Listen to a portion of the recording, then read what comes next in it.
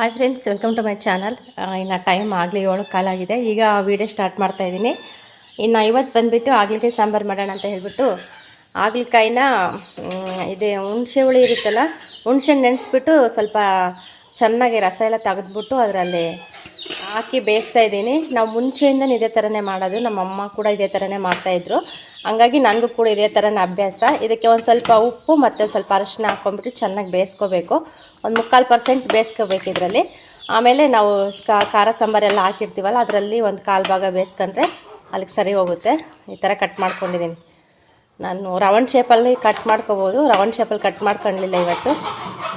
ಸುಮ್ಮನೆ ಈ ಥರ ನಾರ್ಮಲಾಗೆ ಕಟ್ ಮಾಡ್ಕೊಂಡಿದ್ದೀನಿ. ಇನ್ನು ಹುಣಸೆ ಹುಳಿ ಎಲ್ಲ ಕೂಡ ರಸ ಎಲ್ಲ ತೆಗೆದ್ಬಿಟ್ಟು ಇನ್ನು ಇದರಲ್ಲಿ ಬೇಯಿಸ್ತಾ ಇದ್ದೀನಿ. ಕಹಿ ಅಂಶ ಎಲ್ಲ ಹೋಗುತ್ತೆ, ಚೆನ್ನಾಗಿರುತ್ತೆ. ಟೇಸ್ಟ್ ಕೂಡ ಭಾಳ ಚೆನ್ನಾಗಿರುತ್ತೆ. ನಾನು ಇದೇ ಥರನೇ ಮಾಡೋದು. ಕೆಲವರು ಎಲ್ಲ ಹುರಿದ್ಬಿಟ್ಟು ಮಾಡ್ತಾರೆ. ನಾನು ಮುಂಚೆಯಿಂದಲೂ ಇದೇ ಥರನೇ ಮಾಡ್ಕೊಂಬಂದಿರೋದು, ಅದಕ್ಕೆ ಇದೇ ಥರನೇ ಮಾಡ್ತಾಯಿದ್ದೀನಿ.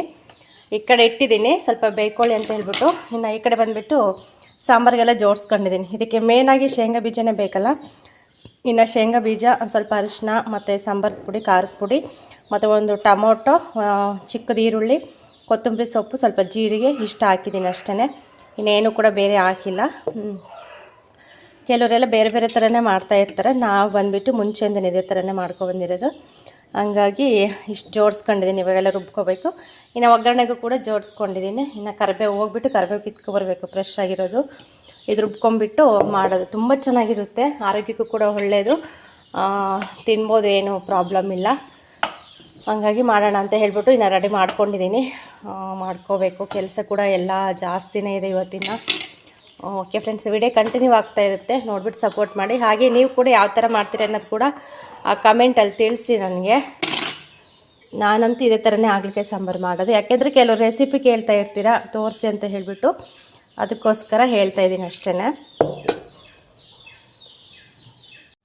ಇನ್ನು ಹಾಗಲಕಾಯಿ ಎಲ್ಲ ಬೇಯಿಸ್ಬಿಟ್ಟು ಸೈಡ್ಗೆ ತಿಟ್ಕೊಂಡು ಇವಾಗ ಕುಕ್ಕರಲ್ಲೇ ಮಾಡ್ತಾಯಿದ್ದೀನಿ. ಕುಕ್ಕರಲ್ಲಿ ಮಾಡ್ತೀನಿ, ಬಟ್ ವಿಸಲ್ಲೇನು ಹಾಕೋದಿಲ್ಲ. ಯಾಕೆಂದರೆ ಫುಲ್ಲು ಆಗಲೇ ಬೆಂದೋಗಿರ್ತವೆ. ಮತ್ತು ವಿಸಲ್ ಹಾಕಿದ್ರೆ ಅಸಲು ತಿನ್ನೋದಕ್ಕೆ ಬರೋದಿಲ್ಲ, ಆ ಥರ ಆಗ್ತಾಯಿರುತ್ತೆ. ಇನ್ನು ತುಂಬ ಚೆನ್ನಾಗಿತ್ತು ಸಾಂಬಾರು ಕೂಡ. ನನಗಂತೂ ಫೇವ್ರೇಟ್ ಬಿಡಿ. ಹಾಗಲಕಾಯಿ ಅಂದರೆ ಸಖತ್ತು ಇಷ್ಟ. ನಾನು ತರಕಾರಿಗೆ ಹೋದಾಗೆಲ್ಲ ಕೂಡ ಮಿಸ್ ಮಾಡ್ತಾಯಿರಲಿಲ್ಲ. ಇತ್ತೀಚೆಗೆ ತುಂಬ ಮಿಸ್ ಮಾಡ್ಕೊತಾ ಇದ್ದೆ ಹಾಗಲಕಾಯಿನ. ಆವಾಗಂತೂ ಸಖತ್ತು ತಿಂತಾಯಿದ್ದೆ. ಚಿಕ್ಕಮ್ಮಂತೂ ಏನಿಲ್ಲ ಅಂದ್ರೂ ಒಂದು ವಾರದಲ್ಲಿ 2 ಸತಿ ಏನೋ ಅವ್ರು ತೊಗೊಂಡು ಅಲ್ಲಿ ಅಮ್ಮರ ಮನೇಲಿ ಮಾಡ್ತಾಯಿದ್ವಿ. ಇಲ್ಲಿಗೆ ಬಂದಾಗಿಂದ ತುಂಬ ಕಡಿಮೆ ಆಗಿಬಿಟ್ಟಿದೆ, ಹಾಗಲಕಾಯಿ ತಿಂತಾನೆ ಇಲ್ಲ ಜಾಸ್ತಿ. ಅಲ್ಲಿದ್ದಾಗಂತೂ ಸಖತ್ತು ತಿಂತಾಯಿದ್ದೆ ನಾನಂತೂ.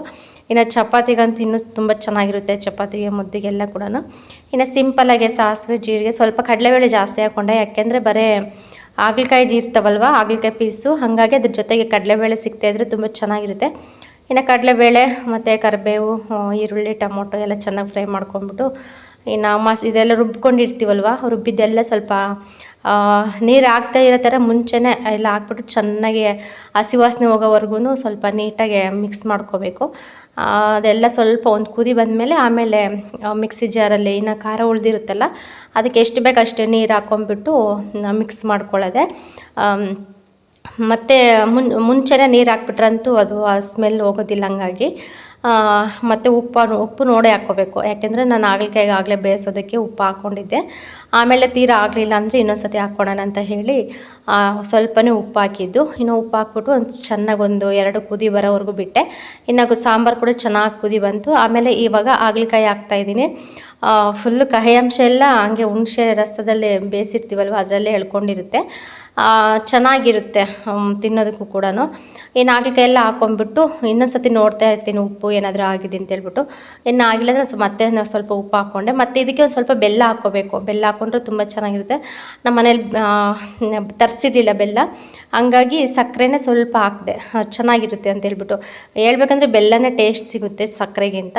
ಅದು ಇಲ್ಲದೇ ಇರೋದ್ರಿಂದ ನಾನು ಸ್ವಲ್ಪ ಸಕ್ಕರೆನೇ ಹಾಕಿ ಇನ್ನು ಲಾಸ್ಟಲ್ಲಿ ಕೊತ್ತಂಬರಿ ಸೊಪ್ಪು ಹಾಕ್ಬಿಟ್ಟು ಇನ್ನು ಪ್ಲೇಟ್ ಮುಚ್ಚಿ ಸ್ಟವ್ ಆಫ್ ಮಾಡೋದು ಅಷ್ಟೇ. ತುಂಬ ಚೆನ್ನಾಗಾಗಿತ್ತು ಸಾಂಬಾರು. ಇನ್ನು ಬಿಸಿ ಅನ್ನ ಮಾಡಿದ್ದೆ ಫ್ರೆಂಡ್ಸ್. ಇನ್ನು ರಾಗಿ ಹಸಿಟ್ಟು ಹಾಕ್ಸ್ಕೊಬಂದಿರಲಿಲ್ಲ, ಹಾಗಾಗಿ ಇನ್ನು ಅನ್ನನೇ ಮಾಡಿದೆ. ಇನ್ನು ಬೇಗ ಕೂಡ ಆಯಿತು ಅನ್ನ ಸಾಂಬಾರು ಅಡುಗೆ.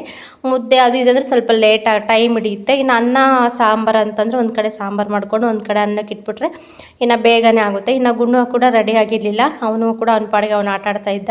ಇನ್ನು ನಮ್ಮ ಮನೆಯವ್ರಿಗೆ ಊಟಕ್ಕೆ ಇಟ್ಕೊಟ್ಬಿಟ್ಟು ಇನ್ನು ಅವ್ನಿಗೆ ಊಟ ಮಾಡಿಸಿ ಇನ್ನು ಸ್ನಾನ ಗೀನ ಮಾಡಿಸ್ಬಿಟ್ಟು ರೆಡಿ ಮಾಡಿಸೋಣ ಅಂತ ಹೇಳಿ ಇನ್ನು ಇವ್ರಿಗೆ ಫಸ್ಟ್ ಹಾಕ್ಕೊಟ್ಟೆ.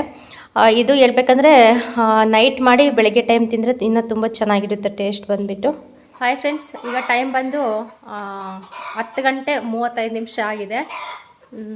ಇನ್ನು ಕೆಲಸ ಎಲ್ಲ ಮುಗಿಸ್ಬಿಟ್ಟು ಇನ್ನು ಅಡುಗೆ ಕೆಲಸ ಎಲ್ಲ ಮುಗೀತು, ಊಟ ಮುಗೀತು. ನಾನು ಕೂಡ ರೆಡಿ ಆಗಿದ್ದೀನಿ ಇವಾಗ. ಇವತ್ತು ಬಂದುಬಿಟ್ಟು ಸೆಕೆಂಡ್ ವ್ಯಾಕ್ಸಿನೇಷನ್ ಇದೆ, ಅಂದರೆ ಸೆಕೆಂಡ್ TT ಇಂಜೆಕ್ಷನ್ ಇದೆ. ಅದಕ್ಕೆ ಬೆಳಗ್ಗೆ ನಮ್ಮ ಆಂಟಿ ಫೋನ್ ಮಾಡಿದರು, ಒಂದು 10:30-11 ಗಂಟೆಗೆ ಹಂಗೆ ಬಾ ಅಂತ ಹೇಳಿಬಿಟ್ಟು. ಅದಕ್ಕೆ ರೆಡಿ ಆಗಿದ್ದೀನಿ. ಇನ್ನು ನಮ್ಮ ಮನೆಯವರು ಗುಂಡನ್ನು ಬಿಟ್ಟು ಬರೋಕ್ಕಂತ ಹೋಗಿದ್ದಾರೆ. ಪೆಟ್ರೋಲ್ ಕೂಡ ಖಾಲಿಯಾಗಿತ್ತಂತೆ. ಹಾಗೆ ಪೆಟ್ರೋಲ್ ಹಾಕ್ಸ್ಕೊಂಡು ಅವ್ನು ಬಿಟ್ಟು ಬರ್ತೀನಿ, ಬರೋಷ್ಟಕ್ಕೆ ರೆಡಿ ಆಗು ಅಂತಂದರು. ಸರಿ ಅಂತ ಹೇಳಿದೆ. ಇನ್ನು ರೆಡಿ ಆಗಿದ್ದೀನಿ. ಮೋಡ ಆಗಿದೆ, ಆನೆ ಉದುರ್ತಾ ಇರುತ್ತೆ, ಬಿಡ್ತಾ ಇರುತ್ತೆ. ಹೆಂಗೋಗಿ ಬರಬೇಕೋ ಗೊತ್ತಿಲ್ಲ. ಹಾಗೆ ಹೋಗ್ತಾ ಇದ್ದೀವಿ. ನಮ್ಮ ಮನೆಯವ್ರ ಕತೆ ಕಟ್ಕೊಂಡ್ರೆ ಆಗಲ್ಲ, ಹಾಗೆ ರಾಗಿಯನ್ನು ಹಾಕ್ಸ್ಕೊಂಬರೋಣ ಅಂತ ಹೇಳ್ಬಿಟ್ಟು ಅಂದ್ಕೊಂಡಿದ್ದೀನಿ. ಬೆಳಗ್ಗೆನೇ ಹೇಳಿದೆ, ಹಾಗೆ ಹೋಗ್ತೀವಿ, ಇಬ್ಬರು ಹೋಗ್ತೀವಲ್ಲ, ಹಾಗೆ ರಾಗಿ ಹಾಕ್ಸ್ಕೊಂಡು ಬಂದುಬಿಡೋಣ ಅಂತೇಳಿ. ನಮ್ಮೂರಲ್ಲಿ ಅಕ್ಕಪಕ್ಕ ಎಲ್ಲೂ ಕೂಡ ಇಲ್ಲ, ಸ್ವಲ್ಪ ದೂರನೇ ಹೋಗಬೇಕು. ಇಲ್ಲ ದಿಂಡವರ ಹೋಗಬೇಕು, ಈ ಕಡೆ ಓಬಳಾಪುರ ಅಂತ ಇದೆ, ಅಲ್ಲಿ ಹೋಗಬೇಕು. ಇಲ್ಲ ದಸುಡಿಗೆ ಹೋಗಬೇಕು. ಇಷ್ಟೇ, ಈ 3 ಊರಾಗೆ ಹೋಗ್ಬೇಕು ಅಷ್ಟೇ ರಾಗಿ ಮಿಷಿನ್ಗೆ ಹಾಕ್ಸ್ಕೊಬರೋದಕ್ಕೆ. ಇಲ್ಲೆಲ್ಲೂ ಕೂಡ ನಮ್ಮೂರಲ್ಲೂ ಇಲ್ಲ, ಮತ್ತು ಪಕ್ಕದೂರಲ್ಲೂ ಕೂಡ ಇಲ್ಲ, ನಮ್ಮ ಪಿಲಾಲಿಯಲ್ಲಿ ಕೂಡ ಇಲ್ಲ. ಇದೊಂದು ವ್ಯವಸ್ಥೆ ಇಲ್ಲ, ಒಂಥರ ಇದು. ಅದಕ್ಕೆ ರಾಗಿ ಹಸಿಟ್ಟು ಬೇಕಂತಂದರೆ ಬೇರೆ ಕಡೆ ಹೋಗಿ ಹಾಕ್ಸ್ಕೊಂಬರಲೇಬೇಕು. ಅದಕ್ಕೆ ಹಂಗೆ ಹೋಗ್ತೀವಿ, ಹಾಕ್ಸ್ಕೊಬಂದುಬಿಡೋಣ ಅಂತೇಳ್ಬಿಟ್ಟು ನಾನು ನೋಡ್ತಾಯಿದ್ದೀನಿ. ಮೋಡ ಫುಲ್ ಆಗಿಬಿಟ್ಟಿದೆ, ಹೆಂಗೆ ಮಾಡುತ್ತೋ ಗೊತ್ತಿಲ್ಲ. ಮತ್ತು ತೊಗೊಂಡೋಗ್ಬೇಕಾದ್ರೆ ಎಲ್ಲನ ಜೋರಾಗಿನ ಮಳೆ ಬಂದರೆ ಸುಮ್ಮನೆ ಮತ್ತೆ ಅವೆಲ್ಲ ಉಂಡೆ ಕಟ್ಟಿ ಚೆನ್ನಾಗಿ ಒಣಗಿಸ್ಬಿಟ್ಟಿದ್ದೀನಿ, ಮತ್ತು ಬೇಗ ಹಾಕ್ಸ್ಕೊಂಬರೋಣ ಅಂಥೇಳಿ. ಮತ್ತು ಮಳೆಗೆ ನೆಂದರೆ ಪ್ರಾಬ್ಲಮ್ ಆಗುತ್ತಂತ ನೋಡೋಣ, ಹೆಂಗಾಗುತ್ತೋ ಗೊತ್ತಿಲ್ಲ. ನಮ್ಮ ಮನೆಯವ್ರು ಬಂದಮೇಲೆ ಗೊತ್ತಾಗುತ್ತೆ ಫೈನಲಿ. ಇಲ್ಲ ಯಾವಾಗಾದ್ರೂ ಹೋಗಿ ಹಾಕ್ಸ್ಕೊಬರ್ತೀನಿ ಬೇಗ ಅಂತಂದರೆ ಓಕೆ, ಇಲ್ಲ ಹೋಗ್ತೀವಿ ಹಾಕ್ಸ್ಕೊಬಂದುಬಿಡೋಣ ಅಂತಂದರೆ ತಗೊಂಡು ಹೋಗ್ತೀವಿ. ಇಂಜೆಕ್ಷನ್ ಅಂದರೆ ಭಯ ಆಗುತ್ತೆ. ಸತಿ ಅಷ್ಟೇ ನನಗೆ 1 ವಾರ ಆದರೂ ಕೂಡ ನೋವು ಕಡಿಮೆ ಆಗಿರಲಿಲ್ಲ. ಇದೊಂದು ಲಾಸ್ಟು, ಮತ್ತೆ ಮುಗಿತೀನಿ. ಇನ್ಯಾವ ಇಂಜೆಕ್ಷನ್ ಇರೋಲ್ಲ. ಇನ್ನು ಎರಡು ಇರುತ್ತೆ, 3 ತಿಂಗಳಿಗೊಂದು 5 ತಿಂಗಳಿಗೊಂದು. ಇನ್ನು ಒಂದು ಮುಗ್ದಿದೆ, ಇವಾಗ 5 ತಿಂಗಳಲ್ವ. ಇವಾಗ ಒಂದು ಹಾಕ್ಸ್ಕೊಂಡ್ರೆ ಮತ್ತೆ ಕಂಪ್ಲೀಟ್ ಆಗುತ್ತೆ.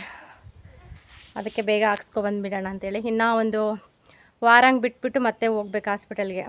ಮತ್ತು ಬ್ಲಡ್ ಚೆಕಪ್ಪು, BP, ವೆಯ್ಟು, ಮತ್ತು ಸ್ಕ್ಯಾನಿಂಗು. ಇಂಪಾರ್ಟೆಂಟ್ ಆಗಿರೋದು ಸ್ಕ್ಯಾನಿಂಗು ನಂದು. ಇದೊಂದು ಎಲ್ಲ ನಾರ್ಮಲ್ ಬಂದುಬಿಟ್ರೆ ಓಕೆ, ಭಯ ಇರಲ್ಲ ನನಗೆ. ಅದಕ್ಕೆ ಇದೊಂದು ಮಾಡಿಸ್ಕೊಬಂದುಬಿಡೋಣ ಅಂತೇಳಿ. ಇನ್ನೂ ಟೈಮ್ ಇದೆ, ಇನ್ನೂ ಒಂದು ವಾರ ಟೈಮ್ ತೊಗೊಂಡು ಹೋಗ್ತೀನಿ. ಸ್ವಲ್ಪ ಅಮೌಂಟೆಲ್ಲ ಜೋಡಿಸ್ಕೊಂಡು ಹೋಗಬೇಕು. ಯಾಕೆಂದರೆ ಇದು 5 ತಿಂಗಳು ಸ್ಕ್ಯಾನಿಂಗ್ ಆಗಿರೋದ್ರಿಂದ ತುಂಬ ಇಂಪಾರ್ಟೆಂಟ್ ಇರುತ್ತೆ. ಇದರೆಲ್ಲ ಎಲ್ಲ ಕೂಡ ಗೊತ್ತಾಗುತ್ತೆ. ಬೇಬಿದು ಏನಾದರೂ ಪ್ರಾಬ್ಲಮ್ ಇದ್ದರೆ ಎಲ್ಲ ಕೂಡ ಗೊತ್ತಾಗುತ್ತೆ ಕ್ಲಿಯರಾಗಿ. ಹಂಗಾಗಿ ಇದು ಭಾಳ ಇಂಪಾರ್ಟೆಂಟು. ಮತ್ತು ಈ ಸತಿನ ಟ್ಯಾಬ್ಲೆಟ್ಸು ಮತ್ತು ಬ್ಲಡ್ ಇಂಪ್ರೂವ್ಮೆಂಟ್ ಆಗೋದಕ್ಕೆ, ಮತ್ತು ಪಾಪು ಚೆನ್ನಾಗಿ ಬೆಳವಣಿಗೆ ಆಗೋದಕ್ಕೆ ಎಲ್ಲ ಕೂಡ ಮೆಡಿಷನ್ ಜಾಸ್ತಿ ಕೊಟ್ಬಿಡ್ತಾರೆ ಇವಾಗ ಈ ತಿಂಗಳಿಂದ. ಹಾಗಾಗಿ ಅಮೌಂಟ್ ಕೂಡ ಜಾಸ್ತಿ ಆಗುತ್ತೆ. ನಾವು ಎಷ್ಟೇ ಗೌರ್ಮೆಂಟ್ ಹಾಸ್ಪಿಟಲ್ ತೋರಿಸ್ಕೊಂತೀವಿ ಅಂದರೂ ಕೂಡ ಆಗೋ ಅಮೌಂಟ್ ಆಗೇ ಆಗುತ್ತೆ. ಗೌರ್ಮೆಂಟ್ ಹಾಸ್ಪಿಟಲಲ್ಲೆಲ್ಲ ಕೂಡ ನೀಟಾಗಿ ಒಳ್ಳೊಳ್ಳೆ ಮೆಡಿಷನ್ ಅಂತೂ ಕೊಡೋದಿಲ್ಲ. ಐರನ್ ಟ್ಯಾಬ್ಲೆಟ್ಸು, ಕ್ಯಾಲ್ಶಿಯಮ್ಮು, ಪ್ರೋಟೀನು ಏನಾದರೂ ಕೊಡ್ತಾರೆ ಅಷ್ಟೇ. ಇನ್ನು ಬೇರೆ ಏನಾದರೂ ಬೇಕಂತಂದರೆ ಹೊರಗಡೆನೇ ಬರ್ಕೊಡ್ತಾರೆ. ಏನಾದರೂ ಫುಲ್ಲು ವೀಕ್ ಇದ್ದೀರಾ, ಮತ್ತು ಬ್ಲಡ್ ಕಮ್ಮಿ ಇದೆ, ಪಾಪು ಇನ್ನು ಬೆಳವಣಿಗೆ ಚೆನ್ನಾಗಿ ಆಗಬೇಕು, ಗ್ರೋತ್ ಆಗಬೇಕು ಅಂತಂದರೆ ಹೊರಗಿನ ಮೆಡಿಷನ್ನೇ ಬರ್ಕೊಡ್ತಾ ಇರ್ತಾರೆ ಅವರು. ಇನ್ನು ಪೌಡ್ರು ಅದು ಇದು ಎಲ್ಲ ಅಲ್ಲಿಗೆ ಹೋಗ್ಬಿಟ್ರಂತೂ ನಿಜ ಒಂಥರ ಅನ್ನಿಸ್ತಾ ಇರುತ್ತೆ. ಒಬ್ಬೊಬ್ರು ಕವರ್ ತುಂಬ ಮೆಡಿಷನ್ನೇ ತೊಗೊಂಡ್ಬಿಟ್ಟಿರ್ತಾರೆ. ಪ್ರೆಗ್ನೆಂಟ್ ನೋಡ್ಬೇಕು ಸುಮ್ಮನೆ ಅಷ್ಟು ಮಾತ್ರೆ, ಅಷ್ಟು ಇದು ಎಲ್ಲ ಟಾನಿಕ್ ಸಮೇತ ಬರೆದು ಬಿಡ್ತಾರೆ ಅವರು, ತಗೊಳ್ಳಿ ಅಂತೇಳ್ಬಿಟ್ಟು. ಹಾಗೆ ಅದಕ್ಕೆ ಈ ಸತಿ ಇಂಪಾರ್ಟೆಂಟ್ ಅಲ್ವಾ, ಅಮೌಂಟ್ ಕೂಡ ಜಾಸ್ತಿ ಖರ್ಚಾಗುತ್ತೆ. ಅದಕ್ಕೆ ಇನ್ನೊಂದು ಸ್ವಲ್ಪ ದಿನ ಬಿಟ್ಕೊಂಡು ಹೋಗೋಣ ಅಂತ ಹೇಳಿ ಇದ್ದೀನಿ. ಇದೊಂದು ಮಾಡಿಸ್ಕೊಂಡು ಅಟ್ಲೀಸ್ಟ್ ಒಂದು ವಾರನಾದರೂ ಗ್ಯಾಪ್ ಕೊಟ್ಟು ಹೋಗೋಣ ಅಂತೇಳಿ. ಓಕೆ ಫ್ರೆಂಡ್ಸ್, ವಿಡಿಯೋ ಕಂಟಿನ್ಯೂ ಆಗ್ತಾ ಇರುತ್ತೆ, ನೋಡಿ ಸಪೋರ್ಟ್ ಮಾಡಿ. ಯಾರಾದರೂ ಹೊಸ್ದಾಗಿ ನನ್ನ ಚಾನಲ್ ನೋಡಿದ್ರೆ ಪ್ಲೀಸ್ ಸಬ್ಸ್ಕ್ರೈಬ್ ಮಾಡ್ಕೊಂಡು ಚಾನಲ್ ನೋಡಿ, ಮತ್ತು ನಿಮ್ಮ ಫ್ರೆಂಡ್ಸ್ಗೂ ಫ್ಯಾಮಿಲಿಗೂ ಶೇರ್ ಮಾಡಿ. ಹಾಗೆ ಮತ್ತು ವಿಡಿಯೋ ಕೂಡ ಕಂಟಿನ್ಯೂ ಆಗಿ ನೋಡಿ, ಎಲ್ಲೂ ಸ್ಕಿಪ್ ಮಾಡಬೇಡಿ. ಸ್ಕಿಪ್ ಮಾಡಿದ್ರಂತೂ ಏನು ಕೂಡ ಯೂಸ್ ಆಗೋದಿಲ್ಲ. ನಾನೇನಾದರೂ ಸ್ವಲ್ಪ ಹೇಳಿರ್ತೀನಿ, ಬಟ್ ಅದು ಗೊತ್ತಾಗೋದಿಲ್ಲ. ಮತ್ತು ಕೆಲವೊಂದು ಕಮೆಂಟ್ಸ್ ಕೂಡ ನಾನು ಹಂಗೆ ಮಾತಾಡ್ತಾನೆ ರಿಪ್ಲೈ ಮಾಡಿರ್ತೀನಿ. ಇಲ್ಲ ವ್ಲಾಗ್ ಕಂಟಿನ್ಯೂ ಆಗ್ತಾ ಇರುತ್ತಲ್ವ, ಅವಾಗ ಕೂಡ ವಾಯ್ಸ್ ಓವರಲ್ಲಾದರೂ ಕೂಡ ನಾನು ನಿಮ್ಮ ಕಮೆಂಟ್ಗಳಿಗೆ ಆನ್ಸರ್ ಮಾಡಿರ್ತೀನಿ, ಅವಾಗಾದರೂ ಗೊತ್ತಾಗ್ತಾ ಇರುತ್ತೆ. ಅದಕ್ಕೋಸ್ಕರ ವೀಡಿಯೋ ಸ್ಕಿಪ್ ಮಾಡ್ತಿದ್ದಂಗೆ ಫುಲ್ ವೀಡಿಯೋ ನೋಡಿಬಿಟ್ಟು ಸಪೋರ್ಟ್ ಮಾಡಿ. ಅಲ್ಲಿಗೆ ಹೋದ್ಮೇಲೆ ಸಿಗ್ತೀನಿ ಫ್ರೆಂಡ್ಸ್ ನೆಕ್ಸ್ಟ್. ಇನ್ನು ಗುಂಡನ್ ಬಿಟ್ಬಿಟ್ಟು ನಮ್ಮ ಮನೆಯವರು ಕೂಡ ಬಂದರು. ಇನ್ನು ನಾನು ನಮ್ಮ ಮನೆಯವರು ಹೋಗ್ತಾ ಇದ್ದೀವಿ. ಇದು ಬಂದುಬಿಟ್ಟು ನಮ್ಮೂರ ಕೆರೆ. ಫುಲ್ಲು ಜಾಲಿ ಬೆಳೆದುಬಿಟ್ಟಿದೆ, ಅಂದರೆ ಸಿಕ್ಕಾಪಟ್ಟೆ ಜಾಲಿ ಬೆಳೆದುಬಿಟ್ಟಿದೆ, ನೀರೇ ಇಲ್ಲ.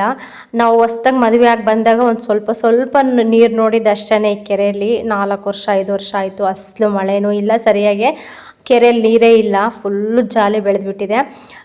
ತುಂಬ ದೊಡ್ಡ ಕೆರೆ ನಮ್ಮದು. ಇದು ಅಂದರೆ ಅಂಥ ಇಂಥ ಮಳೆ ಬಂದರೂ ತುಂಬಲ್ಲ, ಸಖತ್ತು ಮಳೆ ಬಂದರೆ ಮಾತ್ರ ಈ ಕೆರೆ ತುಂಬೋದಕ್ಕೆ ಸಾಧ್ಯ, ಇಲ್ಲಾಂದರೆ ಅಷ್ಟು ಸುಲಭವಾಗಿ ತುಂಬೋದಿಲ್ಲ. ಆ ಕಡೆ ಬೆಟ್ಟ ಗುಡ್ಡ ಎಲ್ಲ ಇದೆ, ತುಂಬ ಚೆನ್ನಾಗಿದೆ ವೆದರ್ ಎಲ್ಲ ಈ ಕಡೆ ಸೈಡಂತೂ. ಇನ್ನು ನೋಡ್ಬೋದು ಸ್ಟಾರ್ಟಿಂಗಿಂದ ಎಂಡ್ವರೆಗೂ ಕೂಡ ನಮ್ಮ ಊರ ಕೆರೆಯಲ್ಲೆಲ್ಲ ಫುಲ್ಲು ಜಾಲಿ ಬೆಳೆದ್ಬಿಟ್ಟಿದೆ. ಇನ್ನು ಫೈನಲ್ ಅಂತೂ ಇಂತೂ ಇನ್ನು ಇಲ್ಲಿಗೆ ಬಂದ್ವಿ, ಅಂಗನವಾಡಿ ಹತ್ರ ಬಂದ್ವಿ. ಅಂಗನವಾಡಿ ಹತ್ರನೇ ಇಂಜೆಕ್ಷನ್ ಎಲ್ಲ ಹಾಕೋದು. ಇನ್ನು ನಾನು ಹೆಜ್ಜೆ ಇಟ್ಟ ತಕ್ಷಣನೇ ಯಾರೋ ಮೇಡಮ್ಮ ಬಂದ್ರಂತ ಹೇಳ್ಬಿಟ್ಟು ಗುಡ್ ಮಾರ್ನಿಂಗ್ ಮೇಡಮ್ ಅಂತ ಅಂದರು. ಎಷ್ಟು ಖುಷಿ ಆಯ್ತು ಅಂದರೆ ಸಿಕ್ಕಾಪಟ್ಟೆ ಖುಷಿ ಆಯಿತು. ಇನ್ನು ಯಾರು ಕೂಡ ಬಂದಿರಲಿಲ್ಲ. ಇನ್ನು ನಮ್ಮ ಆಶಾ ವರ್ಕರವರೆಲ್ಲ ಕೂಡ ಕರೆಯೋದಕ್ಕಂತ ಹೋಗಿದ್ರು. ಇನ್ನು ನಾನೇ ಫಸ್ಟ್ ಬಂದಿದ್ದೆ. ಇನ್ನು ಬಂದ ತಕ್ಷಣವೇ ಮೇಡಮ್ ಮೇಡಮ್ ಮೇಡಮ್ ಅಂತಲೂ ಬಂದುಬಿಟ್ರು. ಮೇಡಮ್ ಅಲ್ಲಪ್ಪ ನಾನು ಅಂತ ಹೇಳ್ಬಿಟ್ಟು ಇನ್ನು ಅವ್ರ ಜೊತೆ ಸ್ವಲ್ಪ ಹೊತ್ತು ಟೈಮ್ ಸ್ಪೆಂಡ್ ಮಾಡಿದೆ. ಯಾರೂ ಇರಲಿಲ್ಲ ಅಂತಬಿಟ್ಟು ಹಂಗೆ ಸ್ವಲ್ಪ ವೀಡಿಯೋ ಮಾಡಿಕೊಂಡೆ. ವಿಡಿಯೋ ಆನ್ ಮಾಡಿದ ತಕ್ಷಣವೇ ಬಂದುಬಿಟ್ರು ಎಲ್ಲ ಕೂಡ. ಒಂಥರ ತುಂಬ ಖುಷಿ ಆಗುತ್ತೆ. ಅಲ್ಲಿ ಜುಟ್ಲು ಕಟ್ಕೊಂಡಿದ್ದಾನಲ್ಲ ಅವ್ನು ನೋಡ್ತಾ ಇದ್ರೆ ನನಗೆ ಸಡನ್ನಾಗಿ ನಮ್ಮ ಧನುನೇ ನೆನಪು ಬಂದ. ನಮ್ಮ ಧನು ಅಷ್ಟೇ ಯಾವಾಗಲೂ ನೀಟಾಗಿ ತಲೆ ಬಚ್ಕೊಂಡು ಜಡೆ ಹಾಕ್ಕೊಂಡಿರ್ತಾನಲ್ವ, ಅವಾಗ ನೆನಪು ಬಂತು. ಎಲ್ಲರೂ ಕೂಡ ಹಾಯ್ ಮಾಡ್ತಾ ಇದ್ದಾರೆ, ನೋಡ್ತಾ ಇರ್ಬೋದು. ಇನ್ನು ಫೈನಲಿ ಡಾಕ್ಟ್ರು ಕೂಡ ಬಂದರು. ಇನ್ನು ಬಂದುಬಿಟ್ಟು ಅವ್ರ ಹತ್ರ ಇಂಜೆಕ್ಷನ್ ಎಲ್ಲ ಮಾಡಿಸ್ಕೊಂಡು ಮತ್ತು ತಾಯಿ ಕಾರ್ಡ್ಗೆಲ್ಲ ಎಂಟ್ರಿ ಮಾಡಿಸ್ಕೊಂಡು ಇನ್ನು ಎಲ್ರಿಗೂ ಕೂಡ ಬಾಯಿ ಹೇಳಿ ಬಂದ್ವಿ. ಇನ್ನು ಇರ್ತಿದ್ದೆ ಫ್ರೆಂಡ್ಸ್ ಅಲ್ಲಿ ಚಿಕ್ಕ ಚಿಕ್ಕ ಮಕ್ಕಳಿಗೆ, 3 ತಿಂಗಳ ಮಕ್ಕಳು ಮತ್ತು 5 ತಿಂಗಳು 9 ತಿಂಗಳು ವರ್ಷದ ಮಕ್ಕಳಿಗೆಲ್ಲ ಕೂಡ ಇವತ್ತು ಇಂಜೆಕ್ಷನ್ ಇತ್ತು. ಆ ಮಕ್ಕಳು ಅರ್ಚೋದು ನೋಡ್ಬಿಟ್ಟು ನನಗಂತೂ ತುಂಬ ಬೇಜಾರಾಗ್ತಾಯಿತ್ತು, ನೋಡೋದಕ್ಕಂತೂ ಆಗಲಿಲ್ಲ. ಇನ್ನು ನಾನು ಇಂಜೆಕ್ಷನ್ ಅದೆಲ್ಲ ಮಾಡಿಸ್ಕೊಬರೋಷ್ಟೊತ್ತಿಗೆ ನಮ್ಮ ಮನೆಯವರು ಹೋಗ್ಬಿಟ್ಟು ರಾಗಿ ಮಿಷಿನ್ಗೆ ಹಾಕ್ಸ್ಕೊಬಂದರು. ಇನ್ನು ಅವರು ಕೂಡ ಬೇಗನೆ ಬಂದುಬಿಟ್ರು, ಜನ ಇರಲಿಲ್ಲ ಅನಿಸುತ್ತೆ ಜಿನ್ನದಲ್ಲಿ, ಅದಕ್ಕೆ ಬೇಗನೆ ಹಾಕ್ಸ್ಕೊಬಂದ್ರ. ಇನ್ನು ಅವರು ಕೂಡ ಬಂದಿದ್ದರು. ನಾನು ಇನ್ನು ಫಸ್ಟಿಗೆ ನನಗೇನೆ ಇಂಜೆಕ್ಷನ್ ಮಾಡಿದ್ದೆ, ಅಂದರೆ ಆ ಪ್ರೆಗ್ನೆನ್ಸಿಯಲ್ಲಿ ನಾನು ಒಬ್ಬಳೇ ಇದ್ದಿದ್ದು. ಇನ್ನು ಎಲ್ಲರೂ ಕೂಡ ಮಕ್ಕಳು ತಾಯಂದ್ರೆ ಇದ್ದಿದ್ದು. ಇನ್ನು ಮಕ್ಕಳಿಗೆ ಮಾಡ್ತೀವಿ ಅಂತ ಹೇಳ್ಬಿಟ್ಟು ಫಸ್ಟ್ ನನಗೆ ಮಾಡಿಬಿಟ್ಟು ಇನ್ನು ಎಲ್ಲ ಎಂಟ್ರ್ ಮಾಡಿಬಿಟ್ಟು ಇನ್ನು ನಾನು ಈ ಕಡೆ ಬಂದುಬಿಟ್ಟೆ. ಇನ್ನು ಹಾಯ್ ಫ್ರೆಂಡ್ಸ್, ಈಗ ಟೈಮ್ ಬಂದು 3:30 ಆಗ್ತಾಯಿದೆ. ಮತ್ತು ಈಗ ವ್ಲಾಗ್ ಕಂಟಿನ್ಯೂ ಮಾಡ್ತಾಯಿದ್ದೀನಿ. ಇನ್ನು ಬಂದ ತಕ್ಷಣ ಏನೂ ಕೆಲಸ ಕೂಡ ಮಾಡಲಿಲ್ಲ. ಬಂದುಬಿಟ್ಟು ಸುಮ್ಮನೆ ಊಟ ಮಾಡಿಬಿಟ್ಟು ಮಲ್ಕೊಬಿಟ್ಟಿದ್ದೆ ಒಂದು ಸ್ವಲ್ಪ ಹೊತ್ತು. ನಿದ್ದೆ ಏನು ಅಷ್ಟೊಂದು ಬರಲಿಲ್ಲ, ಸುಮ್ಮನೆ ಉಲ್ಡಾಡಿ ಹಂಗೆ ಎದ್ದಿದ್ದೀನಿ. ಇಂಜೆಕ್ಷನ್ ಬೇರೆ ಹಾಕ್ಸ್ಕೊಂಡಿದ್ನಲ್ವಾ, ಸದ್ಯ ಓದ್ಸತಿ ಹಾಕ್ಸ್ಕೊಂಡು ಅವರು ಬೇರೆ ಮೇಡಮ್, ಇವರು ಬೇರೆ ಮೇಡಮ್ ಬಂದಿದ್ದರು. ಪಾಪ ಚೆನ್ನಾಗಿ ಹಾಕಿದ್ರು, ಏನು ನೋವಾಗಲಿಲ್ಲ, ಏನಿಲ್ಲ. ನನಗೆ ಏನು ಅನಿಸುತ್ತೋ ಅಂತ ಅಂದ್ಕೊಂಡಿದ್ದೆ. ಸದ್ಯಕ್ಕೆ ಏನು ನೋವು ಕಾಣಲಿಲ್ಲ. ಇವಾಗ ಕೂಡ ಆರಾಮಾಗಿದ್ದೀನಿ. ಇನ್ನು ಬಂದ ತಕ್ಷಣವೇ ರಾಗಿ ಹಿಟ್ಟು ಹಾಕ್ಸ್ಕೊಂಡಿದ್ವಲ್ಲ, ಚೀಲ ಬಿಚ್ಚಿಟ್ಟಿದೆ ಸ್ವಲ್ಪ ತಣ್ಣಗಾಗಲಿ ಅಂತೇಳ್ಬಿಟ್ಟು. ನಾವು ಯಾವುದೇ ಕಾರಣಕ್ಕೂ ರಾಗಿ ಹಸಿಟ್ಟು ತಣ್ಣಗಾದ್ಮೇಲೆ, ಫುಲ್ಲು ತಣ್ಣಗಾದ್ಮೇಲೆ ನಾವು ಬಾಕ್ಸ್ಗಾಗಲಿ ಇದು ಇಲ್ಲ ಬಕೆಟ್ಗಾದರೂ ಹಾಕಿ ಇಟ್ಕೋಬೇಕು. ಬಿಸಿದು ಹಾಕಿ ಇಟ್ಕೊಂಡ್ರೆ ಏನಂದರೆ ಬೇಗ ಹಾಳಾಗ್ಬಿಡುತ್ತೆ, ಅಂದರೆ ಬೇಗ ಹುಳಾಗೋದು, ಇಲ್ಲಾಂದರೆ ಒಂಥರ ಉಂಡೆ ಉಂಡೆ ಆಗೋದು, ಒಂಥರ ಇದಾಗ್ಬಿಡುತ್ತೆ. ಅದಕ್ಕೆ ಚೆನ್ನಾಗಿ ಆರಿಸ್ಬಿಟ್ಟು ಡಬ್ಬಿಗೆ ಹಾಕಿ ಇಟ್ಟರೆ ತುಂಬ ದಿನ ಬಾಳಿಕೆ ಬರುತ್ತೆ, ಏನು ಕೂಡ ಹುಳ ಆಗೋಲ್ಲ. ನಮಗೆ ಸಾಕಾಗುತ್ತೆ ಇದು, ಯಾಕೆಂದರೆ ಬೇಗನೆ ಖಾಲಿ ಆಗುತ್ತೆ. ನಾವು ಡೈಲಿ ಮುದ್ದೆ ಮಾಡ್ತೀವಲ್ವ, ಹಾಗಾಗಿ ಬೇಗನೆ ಖಾಲಿ ಆಗುತ್ತೆ. ಇನ್ನು ಅಂದರೆ ಡೈಲಿ ಯೂಸ್ ಮಾಡ್ತಾ ಏನು ಕೂಡ ಪ್ರಾಬ್ಲಮ್ ಆಗೋಲ್ಲ. ನಾವು 2 ದಿನಕ್ಕೆ ಒಂದ್ಸತಿ 3 ದಿನಕ್ಕೆ ಒಂದ್ಸತಿ ಹಂಗೆಲ್ಲ ಯೂಸ್ ಮಾಡಿದ್ರೆ ಬೇಗ ಹುಳ ಆಗೋದು ಆ ಥರ ಎಲ್ಲ ಆಗುತ್ತೆ. ಇನ್ನು ನಾವು ಡೈಲಿ ಕೈ ಇಡ್ತಾನೆ ಇರ್ತೀವಿ ಅದರೊಳಕ್ಕೆ, ಇನ್ನು ತೊಗೊಳ್ತಾನೆ ಇರ್ತೀವಲ್ವ, ಏನೂ ಇದಾಗೋದಿಲ್ಲ. ಎಷ್ಟು ದಿನ ಆಯಿತು, ಒಂದು 3 ದಿನ 4 ದಿನ ಮೇಲಾಯಿತು ಅನಿಸುತ್ತೆ, ಮುದ್ದೆನೇ ಇಲ್ಲ. ನಮ್ಮ ಮನೆಯವ್ರಿಗಂತೂ ಫುಲ್ಲು ಗ್ಯಾಸ್ಟ್ರಿಕ್ ಆಗಿಬಿಟ್ಟು ಅವ್ರ ಪಜತಿ ಬೇಡ. ಅದಕ್ಕೆ ರಾತ್ರಿ ಕೂಡ ಹೇಳಿದೆ, ನಾನು ಬೆಳಗಿನ ಜಾವನೂ ಹೇಳಿದೆ, ಫಸ್ಟು ಮುದ್ದೆ ಮಾಡ್ಕೋಬೇಕಪ್ಪ, ನಿನ್ನ ಅನ್ನ ತಿಂದು ನೋಡು ಫುಲ್ ಗ್ಯಾಸ್ ಟ್ರಬಲ್ ಆಗಿಬಿಟ್ಟಿದೆ ಅಂತ ಹೇಳಿದ್ದಕ್ಕೆ ಸದ್ಯ ಇವತ್ತು ನಾವು ಕೂಡ ಹೋಗಿದ್ವಲ್ವ, ಹಂಗೆ 2 ಕೆಲಸನೂ ಮುಗಿಸ್ಕೊಬಂದ್ವಿ. ಇನ್ನು ಭಯ ಇರಲ್ಲ ನನಗೆ, ಇನ್ನೂ 1 ತಿಂಗಳ ಮೇಲೇ ಬರುತ್ತೆ ಅದು. ಇನ್ನು ನಾವು ಇರೋದು ಇಬ್ಬರೇ ಅಲ್ವಾ, ಜಾಸ್ತಿ ಖರ್ಚಾಗಲ್ಲ. ಇನ್ನು ಬೆಳಗ್ಗೆ 2 ಮುದ್ದೆ, ಸಾಯಂಕಾಲ 2 ಮುದ್ದೆ ಅಷ್ಟೇ. ಇನ್ನೇನು ಖರ್ಚಾಗುತ್ತೆ ಹೇಳಿ, ಹಾಗಾಗಿ ಜಾಸ್ತಿನೇ ಇರುತ್ತೆ, ಪರವಾಗಿಲ್ಲ. ಇನ್ನು ಸ್ವಲ್ಪ ಟೀಗೆ ಇಟ್ಟಿದ್ದೀನಿ ಫ್ರೆಂಡ್ಸ್. 3:30 ಆಯಿತು, ಸಂಜೆ ಆದರೆ ಯಾವಾಗನೂ ಒಂದು ಟೈಮ್ ಕುಡಿತೀನಿ ಅಷ್ಟೇ, ಜಾಸ್ತಿ ಇಲ್ಲ. ಇವತ್ತು ಯಾಕೋ ಕುಡಿಬೇಕು ಅಂತ ಅನ್ನಿಸ್ತಾ ಇದೆ, ಅದಕ್ಕೆ ಇಟ್ಟಿದ್ದೀನಿ. ಇನ್ನು ಹಣ್ಣು ಕೂಡ ತರಿಸಿದ್ದೀನಿ ಇವತ್ತು. ನಮ್ಮ ಪವಿತ್ರ ಹಿರಿಯೂರಿಗೆ ಹೋಗಿದ್ರಂತೆ. ಇನ್ನು ನನಗೆ ಗೊತ್ತಿಲ್ಲ, ನಮ್ಮ ಮನೆಯವರು ಹೇಳಿದ್ರು ಈ ಥರ ಹೋಗಿದ್ದಾರೆ ಅಂತ ಹೇಳ್ಬಿಟ್ಟು. ಹಂಗೆ ಫೋನ್ ಮಾಡಿದೆ. ಫೋನ್ ಮಾಡಿದ ತಕ್ಷಣವೇ ಅಲ್ಲೇ ಇದ್ದೀವಿ ಅಂತ ಹೇಳಿದರು. ಅದಕ್ಕೆ ಕಿತ್ತಳೆ ಹಣ್ಣು ಮತ್ತು ದಾಳಿಂಬೆ ಹಣ್ಣು, ಸೇಬೆ ಹಣ್ಣು ತರಿಸಿದ್ದೀನಿ. ಅರ್ಧ kg ರೇಟ್ ಕೇಳಿದ್ರಂತೂ ತಲೆ ಗಿರ್ ಅನ್ನುತ್ತೆ ಬಿಡಿ. ಏನು 200 ರೂಪಾಯಿ 250 ರೂಪಾಯಿ ಕೆ ಜಿ ಅಂತ ಹೇಳ್ತಾ ಇದ್ದಾರೆ. ಏನು ತಿನ್ನೋಣ ಏನು ಬಿಡೋಣ ಅನ್ನಂಗೆ ಆಗ್ತಾಯಿದೆ ನಿಜವಾಗ್ಲೂ. ಏನು ಮಾಡೋದು, ಇರೋ ಸಿಚುವೇಶನ್ ಹಂಗಿದೆ, ತಿನ್ನಲೇಬೇಕು, ಇಲ್ಲಾಂದರೆ ಇದಾಗೋದಿಲ್ಲ. ಅದಕ್ಕೆ ತರಿಸ್ಕೊಂಡೆ. ಇನ್ನು ಗುಂಡ ಬಂದಮೇಲೆ ಹಣ್ಣು ತಿನ್ನೋಣಂತ. ಅವ್ನು ಬಿಟ್ಟು ನನಗೆ ಏನು ಮನಸ್ಸು ಬರಲ್ಲ ತಿನ್ನೋದಕ್ಕೆ, ಹಂಗಾಗಿ ಎತ್ತಿಟ್ಟಿದ್ದೀನಿ ಬರಲಿ ಅಂತ. ಇನ್ನೇನು ಬರೋ ಟೈಮೇ ಅವನು ಕೂಡ. ಇನ್ನು ನಮ್ಮ ಮನೆಯವ್ರು ಕರ್ಕೊಂಬರಕ್ಕೆ ಹೋಗಿದ್ದಾರೆ. ಇನ್ನು ಮಧು ಸಿರಿ ಅಂತೇಳ್ಬಿಟ್ಟು ID ನಂಬರು ಅವ್ರು ಕಮೆಂಟ್ ಮಾಡಿದರು, ಮಧು ಸಿಸ್ಟರ್ ಕಮೆಂಟ್ ಮಾಡಿದರು. ಸಿಸ್ಟರ್ ಅಣ್ಣನಿಗೆ ಮಂತ್ಲಿ ಪೇಮೆಂಟ್ ಕೊಡ್ತಾರಾ ಇಲ್ಲ ವರ್ಷದ ಪೇಮೆಂಟಾ, ಎಷ್ಟು ಕೊಡ್ತಾರೆ ಅಂತ ಹೇಳ್ಬಿಟ್ಟು. ನಮ್ಮ ಮನೆಯವ್ರಿಗೆ ಬಂದುಬಿಟ್ಟು ತಿಂಗ್ಳಿಗೆ 18,000 ಲೆಕ್ಕ. ಅದರಲ್ಲಿ ಯಾವಾಗಾದ್ರೂ ಇಸ್ಕೋಬೋದು. ಅಂದರೆ ಯಾವಾಗ ಅಂತಂದರೆ ತಿಂಗಳು ಮುಗಿದ್ಮೇಲೆ ತಕ್ಷಣನಾದರೂ ಇಸ್ಕೋಬೋದು, ಇಲ್ಲ ನಮಗೆ ಎಮರ್ಜೆನ್ಸಿ ಬೇಕು ಅಂತ ಅಂದಾಗ ಕೂಡ ಇಸ್ಕೋಬೋದು. ವರ್ಷಕ್ಕಂದರೆ ದೂರ ಆಗುತ್ತೆ. ಇನ್ನು ವರ್ಷದಗಟ್ಟಲೆ ಯಾರಿರ್ತಾರೆ ಹೇಳಿ, ಆಗೋದಿಲ್ಲ. ಖರ್ಚುಗಳು ಜಾಸ್ತಿ ಇರ್ತವೆ. ಇವಾಗಂತೂ ಇನ್ನೂ ಸಖತ್ತು ಖರ್ಚು ನಮಗೆ. ಹಂಗಾಗಿ ಇನ್ನು ಇಸ್ಕೊತಾನೇ ಇರ್ತೀವಿ. ಮತ್ತು ಇಸ್ಕೊಂಡ ತಕ್ಷಣ ಲೆಕ್ಕ ಬರೆದಿರ್ತಾರೆ. ಒಂದು ವೇಳೆ ಈ ತಿಂಗಳು ಕಂಪ್ಲೀಟ್ ಆಗಿಲ್ಲ, ಇನ್ನು ಟೈಮ್ ಇದೆ, ಇವಾಗ ಇಸ್ಕೊಂಬಿಡ್ತೀವಿ ಮುಂಚೆನೇ ಅಂತಂದರೆ, ಇವಾಗ ಇನ್ನು 15 ದಿನ ಇದೆ ತಿಂಗಳಿಗೆ ಅಂತ ಹೇಳಿ 15 ದಿನ ಮುಂಚೆ ಇಸ್ಕೊಂಡ್ರೆ 15 ದಿನ ಮುಂಚೆನೇ ಈ ತಿಂಗಳು ಪೇಮೆಂಟ್ ಇಸ್ಕೊಂಡಿದ್ದೀವಿ ಅಂತ ಹೇಳ್ಬಿಟ್ಟು ಇನ್ನು ಲೆಕ್ಕ ಬರೆದಿರ್ತೀವಿ. ಆ ಥರ ಇರುತ್ತೆ. ಅವರು ಅಷ್ಟೇ, ಓನರ್ ಅಣ್ಣನೂ ಅಷ್ಟೇ, ಅವರು ಚೆನ್ನಾಗಿ ಲೆಕ್ಕ ಇಟ್ಕೊತಾರೆ. ನಮ್ಮ ಮನೆಯವರು ಅಷ್ಟೇ, ದುಡ್ಡಿನ ವಿಚಾರದಲ್ಲಿ ಮಾತ್ರ ಅವರು ಇದು ಮಾಡೋದಿಲ್ಲ, ಹಾಗೆ ಕರೆಕ್ಟಾಗಿ ಲೆಕ್ಕ ಬರೆದಿಟ್ಕೊತಾರೆ. ಇಸ್ಕೊಂಡಿದ್ದಾಗಲಿ ಇಲ್ಲ ಅವ್ರು ಕೊಡೋದಾಗಲಿ ಯಾವುದೇ ಆಗಲಿ ಕರೆಕ್ಟಾಗಿ ನೆನ್ಪಿಟ್ಕೊಂಡು ಇದು ಮಾಡ್ಕೊತಿರ್ತಾರೆ.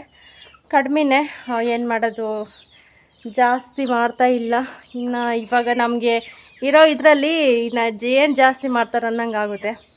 ಎಲ್ಲೂ ಕೆಲಸಗಳಿಲ್ಲ, ಏನೂ ಇಲ್ಲ, ನಮ್ಮ ಪುಣ್ಯಕ್ಕೆ ಇಷ್ಟಾದರೂ ಸಿಕ್ಕಿದೆ ಅಂತ ಇಲ್ಲೇ ನಾವು ಹೊರಗಡೆ ಇದ್ದಿದ್ರಂತೂ ನಮ್ಮ ಮನೆ ಬಾಡಿಗೆ, ರೇಷನ್ ಖರ್ಚು, ಅದು ಇದು ಮಸ್ತು ಆಗ್ಬಿಡೋದು. ಅಂದರೆ ನಮ್ಗೆ ರೇಷನ್ ಆಗಲಿ ಮತ್ತು ಮನೆ ಬಾಡಿಗೆ ಆಗಲಿ ಅದೆಲ್ಲ ಏನಿಲ್ಲ ಅವ್ರದ್ದು. ಮನೆ ಇದೆ, ರೇಷನ್ ಖರ್ಚೆಲ್ಲ ನಮ್ಮದೇ. ನಮ್ಮ ಮನೆಯವ್ರಿಗೆ ಪೇಮೆಂಟ್ ಅನ್ನೋದು ಬಿಟ್ಟು ಇನ್ನು ಮಿಕ್ಕಿರೋ ಖರ್ಚೆಲ್ಲ ನಮ್ಮದೇ. ನಮಗೆ ಬಂದುಬಿಟ್ಟು ತಿಂಗಳಿಗೆ ಅವ್ರಿಗೆ 18,000 ಕೊಡ್ತಾಯಿದ್ದಾರೆ. ಅದರಲ್ಲಿ ಯಾವಾಗಾದ್ರೂ ಇಸ್ಕೋಬೋದು ಅಂತ ಹೇಳಿದ್ನಲ್ವ, ಇಸ್ಕೋಬೋದು. ಇನ್ನು ಬರೆದಿಟ್ಕೊತೀವಿ, ಏನಾದರೂ ಎಮರ್ಜೆನ್ಸಿ ಅಂತ ಅಂದಾಗ ಇಸ್ಕೊಂಡಿರ್ತೀವಿ. ಇಸ್ಕೊಂಡ್ಬಿಟ್ಟು ಹಂಗೆ ಲೆಕ್ಕ ಬರೆದಿಟ್ರೆ ಆ ತಿಂಗಳಿಗೆ ಇಷ್ಟು ಕೊಟ್ಟಿದ್ದೀವಿ, ತಿಂಗಳಲ್ಲಿ ಇನ್ನಿಷ್ಟಿದೆ, ಅದನ್ನು ಕ್ಲಿಯರ್ ಮಾಡ್ಕೊತಾ ಇರ್ತೀವಿ ಅವಾಗವಾಗ. ಹಿಂಗಿದೆ. ಕಮೆಂಟ್ ಮಾಡಿದ್ರಲ್ವ, ಅದಕ್ಕೆ ಹೇಳಿದೆ. ಕೆಲವರಿಗೆ ಜಾಸ್ತಿ ಕೊಡ್ತಾ ಇರ್ತಾರೆ, ಒಂದು ಬೇರೆ ಕಡೆ ಎಲ್ಲ ಸಖತ್ತು ಕೊಡ್ತಾರೆ. ತೋಟ ನೋಡ್ಕೊಳ್ಳೋರಿಗೆ ಮತ್ತು ತೋಟದಲ್ಲಿ ಏನಾದರೂ ಕೆಲಸ ಇದ್ದಾಗ ಮಾಡುವಾಗ, ಒಟ್ಟು ಒಂದು ಫ್ಯಾಮಿಲಿ ಅಂತ ಇದ್ದಾಗ ಒಂದು ಫ್ಯಾಮಿಲಿಗೆ ಇಷ್ಟು ಅಂತೇಳ್ಬಿಟ್ಟು ಟೋಟಲ್ ಅಮೌಂಟ್ ಸೇರಿಸಿ ಕೊಟ್ಟಿರ್ತಾರೆ. ಇನ್ನು ನಾವು ಇಷ್ಟು ದಿನ ಇರಲಿಲ್ಲಲ್ವ ಫ್ಯಾಮಿಲಿ, ಇನ್ನು ನಮ್ಮ ಮನೆಯವರು ಒಬ್ಬರೇ ತಾನೇ ಇದ್ದಿದ್ದು, ಹಾಗಾಗಿ ಅವ್ರ ಲೆಕ್ಕನೇ ನಡೀತಾ ಇದೆ. ಇನ್ನು ಫ್ಯಾಮಿಲಿ ಅಂತ ಅಂದಾಗ ಕೆಲವು ಕಡೆ ರೇಷನ್ನು ಮತ್ತು ಊಟದ ವ್ಯವಸ್ಥೆ ಎಲ್ಲ ಅವ್ರದ್ದೇ ಇರುತ್ತೆ. ಇಲ್ಲಿ ಆ ಥರ ಇಲ್ಲ. ಇನ್ನು ಊಟದ್ದು ಎಲ್ಲ ಕೂಡ ನಮ್ಮದೇ. ಇರೋಕ್ಕೆ ಸದ್ಯ ಇಷ್ಟಾದರೂ ಗೂಡು ಕೊಟ್ಟಿದ್ದಾರೆ, ಅದು ನಮ್ಮ ಭಾಗ್ಯ ಅಂತಲೇ ಹೇಳ್ಬೋದು. ಸಾಕು, ಏನು ಮಾಡೋದು, ಇರೋದ್ರಲ್ಲೇ ಇದು ಮಾಡ್ಕೊಂಡು ಹೋಗ್ತಾ ಇರಬೇಕು. ಓಕೆ ಫ್ರೆಂಡ್ಸ್, ಲಾಗ್ ಕಂಟಿನ್ಯೂ ಆಗ್ತಾ ಇರುತ್ತೆ, ನೋಡ್ದು ಸಪೋರ್ಟ್ ಮಾಡ್ತಾಯಿರಿ. ಇನ್ನು ಯಾವಾಗಾದರೂ ಟೀ ಕುಡಿಬೇಕಂತ ಅನ್ನಿಸ್ದಾಗ ಇಷ್ಟೇ ಇದರಲ್ಲೇ ನಾನು ಕ್ವಾಂಟಿಟಿ ಎಲ್ಲ ತೊಗೊಳ್ಳೋದು. ಇವಾಗ ಸ್ವಲ್ಪನೇ ಕುಡಿತೀನಿ, ಜಾಸ್ತಿ ಕುಡಿಯೋದಕ್ಕೆ ಹೋಗೋದಿಲ್ಲ.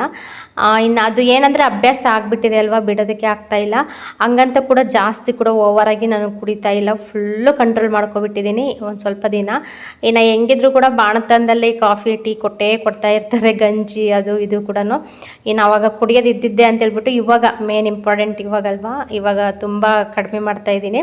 ಇನ್ನು ನಮ್ಮ ಬೆಕ್ಕಿನ ಮರಿಗೆ ಹಾಲು ತರಿಸ್ತಾ ಇರ್ತೀನಲ್ವ, ಅದರಲ್ಲೇ ಒಂದು ಸ್ವಲ್ಪ ತೊಗೊಂಡು ಮಾಡ್ಕೊತಾ ಇರ್ತೀನಿ. ನಾನು ಹಾಲು ಪೌಡ್ರು ಕೂಡ ಫುಲ್ ಬಿಟ್ಬಿಟ್ಟಿದ್ದೀನಿ ನಾನು, ಅದಂತೂ ಇನ್ನೂ ಓವರ್ ಇಟ್ಟು, ಹಂಗಾಗಿ ಮಾಡ್ಕೊತಾ ಇಲ್ಲ ಅದರಲ್ಲಿ.